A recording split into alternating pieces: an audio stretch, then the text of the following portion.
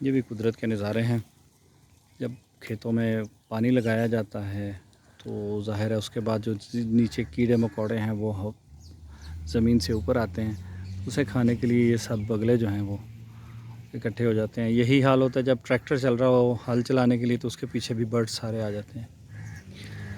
अभी ये राई ग्रास काश्त की जा रही है, लूसन काश्त किया जाता है, बरसीम, स्टाला जो है, उसके अलावा ये राई ग्रास है। इनकी काश्त का तरीका यही होता है कि पानी लगा के और जो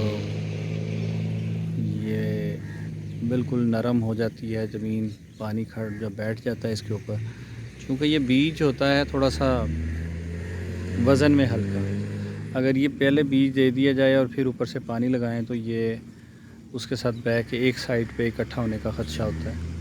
इसलिए पहले इसको पानी दे दिया जाता है और पानी देने के बाद इसको छट्टा करके इसके ऊपर तो काश्त कर दिया जाता है। तो जो काश्तकार है, जो किसान है, उसकी बहुत मेहनत है। शायद वो कहीं रजिस्टर होती है या नहीं होती, लेकिन बहुत मेहनत होती है इसमें।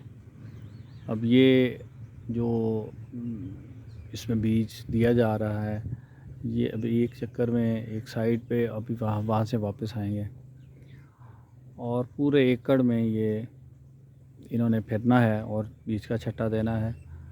और इस चीज़ का ख्याल रखने के लिए कि ये इवनली सारे जो जो खेत है उसके अंदर पूरा बीज मिल जाए, ये